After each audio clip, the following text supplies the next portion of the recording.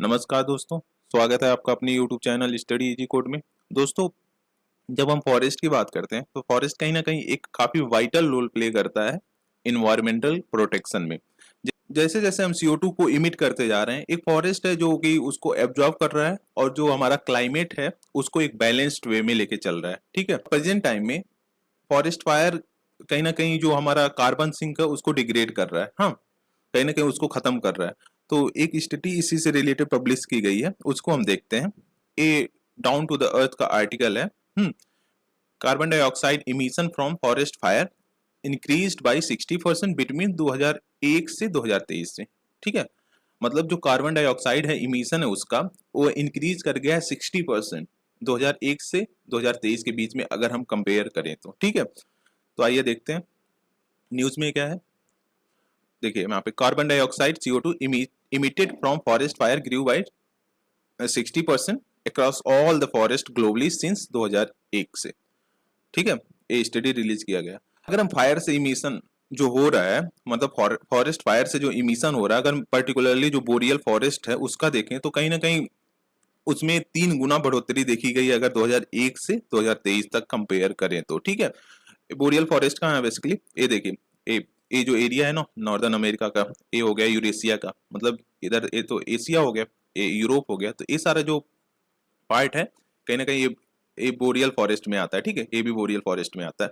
तो अब इसको याद रखे रहिएगा, इसका लोकेशन पर्टिकुलरली यूपीएससी जैसे एग्जामों में पूछ लेता है। ठीक है, अगर हम ट्रॉपिकल और सब ट्रॉपिकल को देखें तो इसमें इंक्रीज देखने को मिल ही रहा है। फॉरेस्ट फायर में इंक्रीज देखने को मिल रहा है जिसकी वजह से CO2 इमिशन हो रहा है। ठीक है, लेकिन एक्स्ट्रा ट्रॉपिकल जो कि 30 डिग्री नॉर्थ साउथ में होता है उसमें भी काफी ह्यूज इंक्रीमेंट देखने को मिला है फॉरेस्ट फायर का, जिसकी वजह से CO2 और ज्यादा इंक्रीज हो रहा है हमारे इन्वायरमेंट पे। ठीक है, अब देखते हैं क्लाइमेट चेंज कैसे फॉरेस्ट फायर को बढ़ावा दे रहा है। ठीक है, जैसे जैसे इमिशन इंक्रीज हो रहा है, वैसे वैसे जो वेदर पैटर्न्स हैं अक्रॉस द वर्ल्ड वो काफी सिग्निफिकेंट लेवल पे चेंज हो रहे हैं। ठीक है, जिसकी वजह से वो फेवर कर रहा है जो more intense and frequent forest fire, जिसकी वजह से मतलब फॉरेस्ट फायर और जो फॉरेस्ट फायर की इंटेंसिटी है वो काफी हाई लेवल की रह रही है। ठीक है, कहीं ना कहीं जो हॉट एंड ड्राई कंडीशन है caused by heat wave and drought, मतलब ड्रॉट और जो हीट वेव से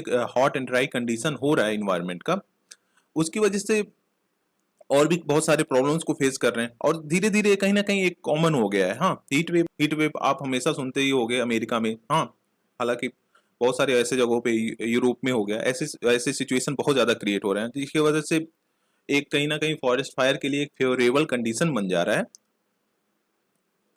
जो यूरोप है, एशिया है और जो नॉर्दर्न अमेरिका है। ठीक है, देखिए, creating a perfect environment for forest fire. ठीक है, अगर हम नॉर्दर्न लैटिट्यूड की बात करें, उसमें जो टेम्परेचर का राइज देखा गया है वह ट्वाइस देखा गया। आई मीन मतलब twice as fast as global average. जैसे ग्लोबल एवरेज का जो टेम्परेचर इंक्रीज हो रहा है उससे 2 गुना ज्यादा इसमें देखा गया है नॉर्दर्न लैटिट्यूड में। Northern latitude like northern America हो गया, नॉर्दर्न एशिया हो गया, यूरोप हो गया इसमें। ठीक है, जिसकी वजह से वेजिटेशन का ग्रोथ देखा गया उसमें।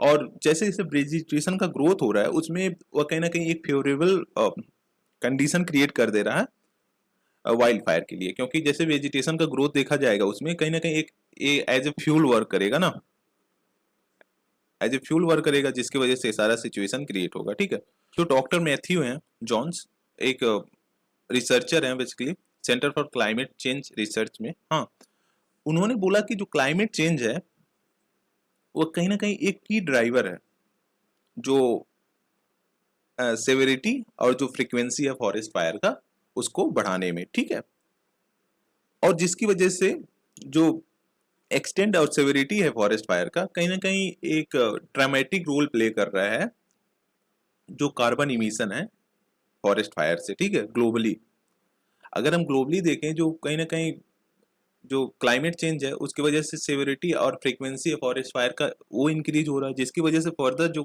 CO2 इमिशन है इन्वायरमेंट में वो काफी इंक्रीज देखा गया उसमें। ठीक है, और साथ ही साथ जो फॉरेस्ट फायर है उसमें भी काफी सिग्निफिकेंट चेंज देखने को मिला है। जैसे ये काफी इंक्रीज करता जा रहा है नॉर्दर्न में, नॉर्दर्न हेमिस्फीयर में जो है वो काफी इंक्रीज हो रहा है नॉर्दर्न में। ये कहीं ना कहीं लार्जली एसोसिएटेड है क्लाइमेट चेंज से। जो अब फॉरेस्ट फायर कैसे एक थ्रेट क्रिएट कर रहा है जो कार्बन स्टोरेज है उस पे। अभी हाल ही में एक डाटा रिलीज किया गया, उसमें बताया गया कि कहीं ना कहीं जो फॉरेस्ट एरियाज हैं, हाँ, वो 7.6 बिलियन मैट्रिक टन का एक सिंक प्रोवाइड कराते हैं CO2 के लिए। 7.6 बिलियन, तो 7.6 बिलियन का ये प्रोवाइड कराता है, ठीक है। अब इसमें देखते हैं, forest play crucial role in removing CO2 from atmosphere, helping to slow global warming. कहीं ना कहीं ग्लोबल वार्मिंग को स्लो करता है फॉरेस्ट, ठीक है। जो हमारा रिफॉरेस्ट्रेशन और जो एफॉरेस्ट्रेशन का एफर्ट है, कहीं ना कहीं एक काफी क्रिटिकल रोल प्ले कर सकता है इंटरनेशनल क्लाइमेट गोल में। जैसे SDG गोल हो गया, ठीक है, उसका जो क्लाइमेट से रिलेटेड गोल्स हैं, कहीं ना कहीं aim to offset human generated emission. जो ह्यूमन जनरेटेड इमिशन हो रहे हैं इन्वायरमेंट में, उसको भी ऑफसेट करेगा, मतलब उसको भी कहीं ना कहीं एक सिग्निफिकेंट लेवल तक कम करेगा, ठीक है। बट जो फॉरेस्ट फायर है, कहीं ना कहीं एक थ्रेट क्रिएट कर दे रहा है जो डेलिकेट बैलेंस है।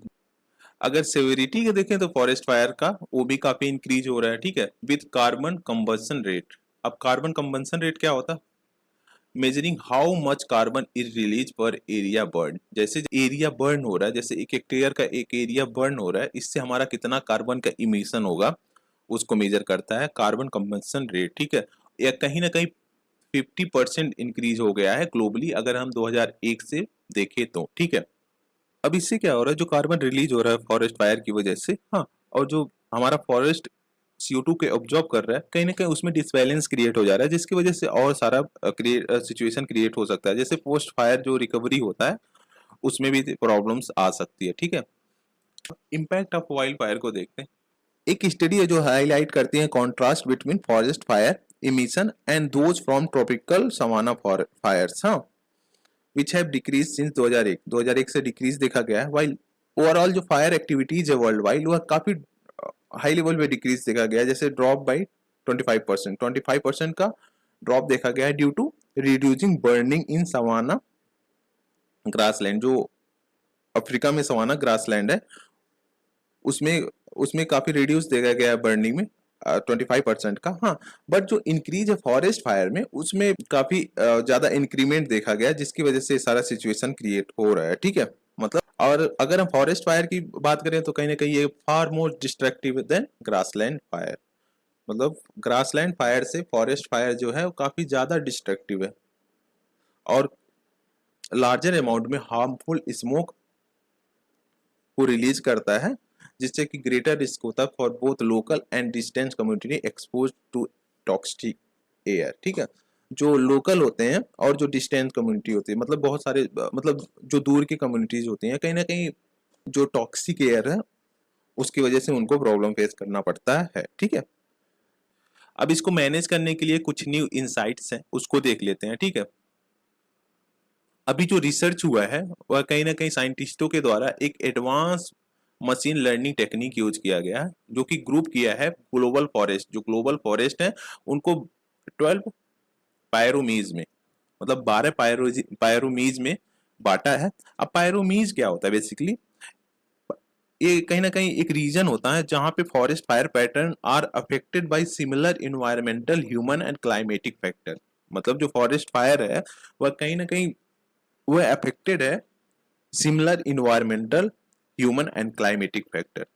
इन्वायरमेंटल जो फैक्टर है वो कहीं ना कहीं सेम है, ह्यूमन ह्यूमन जो फॉरेस्ट फायर ह्यूमन के थ्रू हो रहा है वो भी सेम है, ठीक है। और जो क्लाइमेटिक फैक्टर है वो भी सेम है, ठीक है। तो उस कहीं ना कहीं एक क्रूशियल रोल प्ले करेगा effective wild fire management strategy में, ठीक है। जैसे क्या हो रहा है, जो एक पर्टिकुलर जगह पे फॉरेस्ट फायर हो रहा है, हाँ, वो सेम ही कंडीशन अगर अदर जगहों पे भी है, तो उसको कहीं ना कहीं उसको टैकल करने में हेल्पफुल होगा, अगर हम फॉरेस्ट फायर मैनेज करने में सफल रहे तो, ठीक है।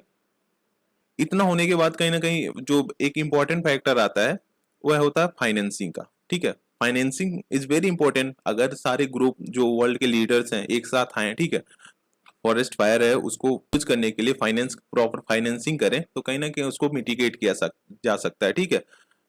जैसे substantial financing is required to support strategic programs of forest fire management, ठीक है। स्टेक होल्डर एंगेजमेंट, जो स्टेक होल्डर्स हैं उसको एंगेज करने में, और साथ ही साथ जो पब्लिक एजुकेशन जो कि बहुत ही इंपॉर्टेंट है उसको भी आगे बढ़ाने में, ठीक है। अब इंपॉर्टेंट चीज क्या हो सकता है, तो कहीं ना कहीं ये होगा कि जो हमारा रूट कॉज है, हम जो कि है क्लाइमेट चेंज, उसको विदाउट मिटिगेटिंग हम कुछ नहीं कर सकते, ठीक है। इसकी वजह से कहीं ना कहीं क्लाइमेट चेंज की वजह से हमेशा फॉरेस्ट फायर एक्सपेंड करता रहेगा और कहीं ना कहीं इंटेंसिफाई होता रहेगा।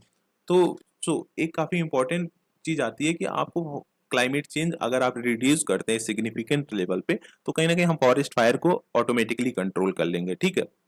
अगर फॉरेस्ट फायर कम हो गया तो कहीं ना कहीं जो CO2 इमिशन है वो भी कम हो जाएगा, जिसकी वजह से जो ग्लोबल वार्मिंग का सिचुएशन है वो भी सिग्निफिकेंट लेवल पर रिडक्शन देखने को मिलेगा, ठीक है। So this is the end of the video. Thank you for watching. Please do like, share and subscribe. Thank you guys.